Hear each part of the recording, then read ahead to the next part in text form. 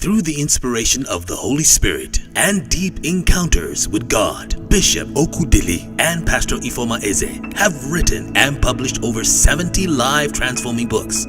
Succeeding in Marriage After the Wedding, Treasures in a Trash, All You Need to Succeed in Marriage, Preparing for Your Season of Demand. You can get these at Zion Heritage and Miracle Ministries branches. For further inquiries, call 0809-178-7299 or 0805-716-1060. Remain lifted for life.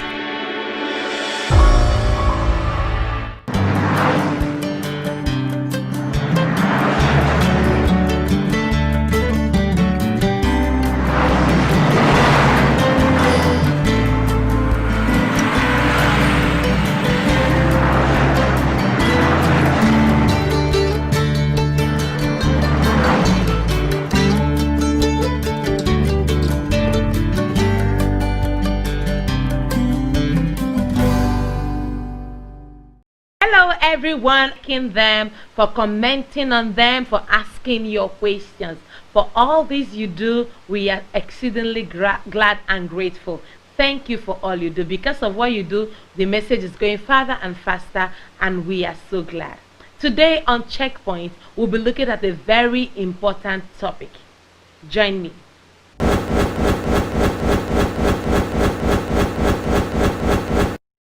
Alright, today on Checkpoint, things you must discuss with the one you love before you marry. A lot of young people get so flustered, forget to discuss very key and important things before they do get married. And today, I'm going to help you discover some of those very key things that you need to discuss before you enter into the institution called marriage. I would like you to go with me. Are you ready for this ride? All right, so number one thing you need to discuss with the person you love before you get married is very important. That and service to God. Your relationship with God and service to God. Many people assume that because everyone is child of Egypt and how he related with the people of Israel, when you want to serve your God, lead this, because he wanted them to serve substance, but to serve him with your children, your family, your entirety, everything that belongs to you, he wants you to serve him with it. He said, okay, no, since you want to take your livestock, you want to sacrifice to your God, all right, drop your children, keep the women and the children behind. How will someone keep their present and future behind? So it's important that you discuss this so that you don't get married to somebody who will be like the Pharaoh of Egypt, and the man does not have anything to do with the things that belong to you or the persons who belong in your life. So it's important that you discuss this before you go into marriage. Discuss how far you will be willing to go in that relationship. Discuss how far discuss your service to God. Are both of you willing to serve God at all costs? Or are you only going to serve God at convenience? Are you going to serve God when things are okay? Or will service to God become a permanent feature of your life? These are things you need to sit down to discuss with the person that you love. Number two thing you need to discuss with this person that you love, they are your beliefs, your person that you want to marry. It is important that the person that you love understands your beliefs, your values, and your principles. The fact that he loves you or the fact that she loves you does not mean that they will automatically understand what your beliefs are, what your values are, and what your principles are. Everyone should have principles that guide him or her. Everyone should have beliefs and values, things that you can say, these are goal statements that drive your decisions and drive your actions. Let me say it again. Principles are ethical goal statements that drive your decisions, and they drive, you see, where there are no boundaries, everything is allowed. So it's important that you understand you. All right, so if we abide by our beliefs, if we abide by our values, if we abide by our principles, it will help us to have great lives ahead. There are many people who live life without value, life without beliefs, anything is permitted in that relationship. Everything is allowed. Sit down, talk about a few of your beliefs. So it's important that this is very key, or opposite principles in life. There was a case of a couple. They came to a point in their marriage and they couldn't have children at that time. So it was a lot of problems. This husband had issues medically, family, his mother and his sister now instructed the wife that they will have a child for the family. According to them, get pregnant with the brother's seed and then give birth to a child for the brother. Since this brother was incapacitated, it was okay for his brother to help him have children. Just imagine that. And this lady said, it is my belief, my value, my principle that I am to marry one. My value, this is my belief. Funny enough, both of them, we are Christians. So both of them still go to church, but this one had a belief or a value system that permitted his wife to go and sleep with his brother. And she on her own side said, no, I was not raised like this. And the Bible I read does not tell me that. And they also had scriptures to support what they were saying. Eventually this marriage split. Who would you say is right? I'll leave that for you. It is something you discuss in the course of this video. You can comment what you think about who was right, different, and because of that they could. Number 3 key thing you need to discuss with the one you love, the video on the love languages. But for the sake of this new video, I'm going to explain to you what love languages are. Love languages are things to your spouse. They are both verbal and non-verbal ways through which you express love to your spouse. They are the language that your spouse sees or hears or understands and then feels loved. So I said something about love language in that video. I said it is important that you speak the language of your spouse, not your own language.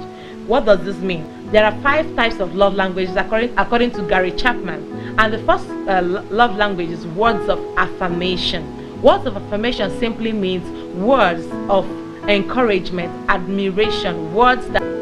The second love language is what we call quality time. This love language simply expresses itself by spending time with the person you love, being with them. A lot of people see love or feel love or know love when they see the person they love, have special time, the quality time. The next one is called gifts. Gifts kind of love language. This person feels love, this person knows love or experiences love when gifts are given to him or her. When we talk about physical touch, in physical touch, this person, he or she feels loved when there is a physical touch, a pat on the back, a hand on the cheek, an encouraging embrace, and even romance and sex itself. So these are the ways that this person feels loved. He or she feels loved when you do something for him or her. Maybe you helped him to wash his car, or you helped her to throw away the trash, or you helped her to clean the house, or you helped him to wash his clothes. So these are the things that makes him or her feel love. So it's important that you understand what these love languages are. And it's also important that you speak to the person what their own love language is. Let me give an example. Assuming that the love language of the one you love, at the end of the day, he will still not feel loved, she will still not feel loved, because what their own love language is simply acts of service, not gifts. So the person may get a gift but still not be satisfied. The person may get a gift but still not be happy, because it is acts of service that he or she tries. What do I do to make you feel loved? And from this 5, you'll be able to know which one works best for the person you want to get married to. And of course, it's important that I state categorically here that the physical touch, the issue as it concerns romance and sexual intimacy. All right. Number 4 key thing you need to discuss before you get married. So the matter has caused a lot of problems in many homes. Their spouses, they have treated their spouses wrongly, and some have even lost their life all because of money. So it's important that we understand, why is money such an issue? You know, the struggle of who holds the money, who keeps the money, who makes more money, who handles the money, who does the spending. All of this cause a lot of problems. Don't happen. Number 1, it's important that you understand your income. I understand income can change over time. I understand that you can get a better job, God can bless you. You know, income can change over time, but it's important that you understand, that you agree on how to keep your money, who keeps the money, or how do we keep the money. There are different kinds of accounting when it comes to family couples. So in that kind of marriage, there is my money and there is his money, and we do not usually recommend that kind of accounting for a couple, because when you get married, they're supposed to share, supposed to be to get their money together, and they spend it together. There are terms and caveats that may help them decide how they spend their money, or how they withdraw money, or who the partner.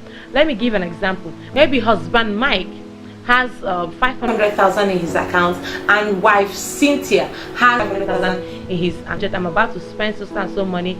I know I have my accounting are both recommended in a marriage. So you should sit down and discuss with yourself. Are we going to have joint accounts? Are we going to do joint accounting? Whichever one you choose to do is okay. We understand as marriage counselors that many marriages are different. We understand that people are equal counting in the marriage, because it's important that you let your wife know what you're doing and you let your husband know what you are doing. So both of you should discuss this before marriage. It will save you a whole lot of drama and secrets. We all are coming from somewhere and we are going somewhere.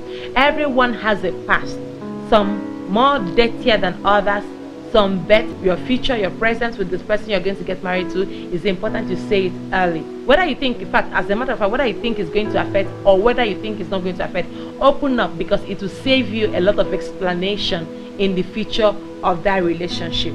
So please let him have aborted children in the past. Let him know, let her know what you've done in the past. Let her know the relationships you've been with, people you have been with in the past, because this will help you avoid a lot of explanations and mistrust and suspicion in the marriage. If you have secrets, things like health problems, things issues, sexual issues, whatever it is, debts, causes, whatever it is that has happened in your past, or a secret that you've kept, please do let the person know. Especially maybe if your father or your mother caused you, who you offended caused you, let them know so that they know what they are walking into. So it's important for base whose foundation is deceitful.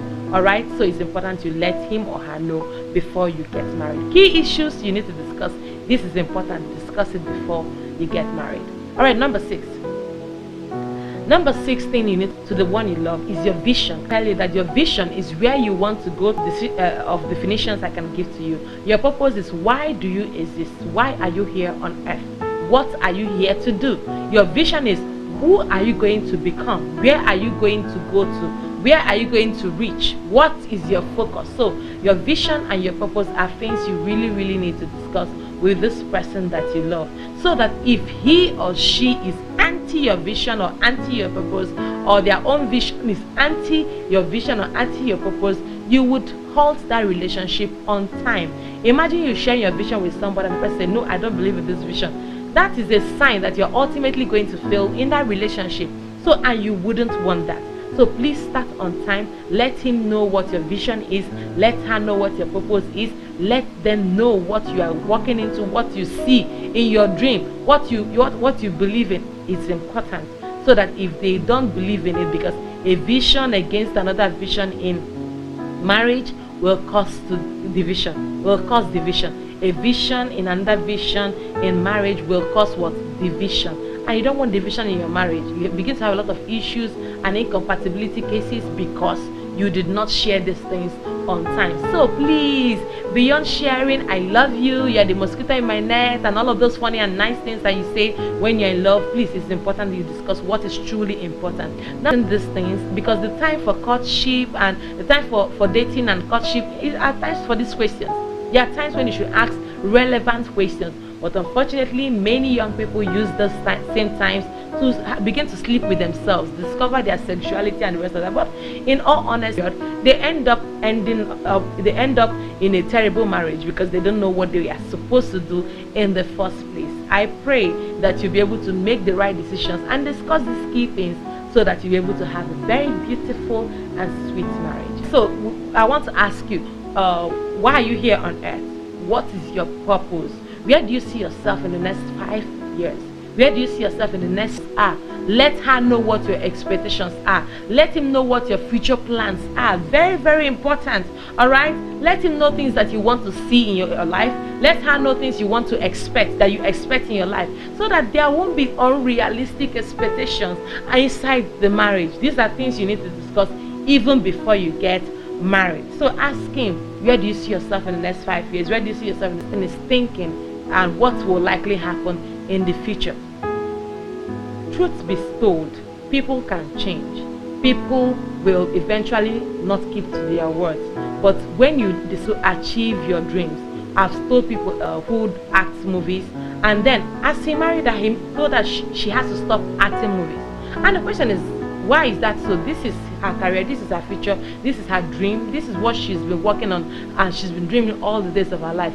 If you don't want to marry an actress, why not just go and look for another woman entirely? Why did you have to marry this one and destroy her dream and destroy her vision? That's not fair. It's not right by any standard. So if you don't want to marry an actress, please look away from all the fine actresses you are seeing and go and look for somebody who is not on the television screen. Don't marry somebody and stifle their dream. Don't marry somebody and stifle their vision. It will make them hold hands together and fight the devil, who is the true distraction in your relationship. So please be careful and be watchful and do what is right. The next key thing you need to discuss before you get married to the one you love. Number 7, if you want the link, just ask for the link. Discuss your conflict resolution practices. When we get angry, how do we react? How do we express our anger? When we get angry, what is it okay to do? How do we handle our misunderstanding? What should we do? Should we discuss it later? What time is best to discuss our issues? And when the issue comes to the point where both of us cannot handle it, who do we talk to? The person you talk to. And when you talk to this person, I will always listen to this person. Same goes for the wife. It's important that everyone has somebody they are accountable to, and somebody that is respectful, unbiased, that you can talk to in your relationship. Please, I want to plead with you. If you make those kind of people your father or mother, what happens that they would always be biased. Your father would always be on your side, your mother would always be on your side, and definitely they'll be against the person you are married to. So please make sure you have somebody you guys can really communicate with without the person being biased, and the person will listen out and make sure the person guides you appropriately. All right, I can recommend your pastor if he's having a good marriage, and if your pastor is not having a good marriage, please look for somebody else, because no one can give what they don't have. Can you say it together with me?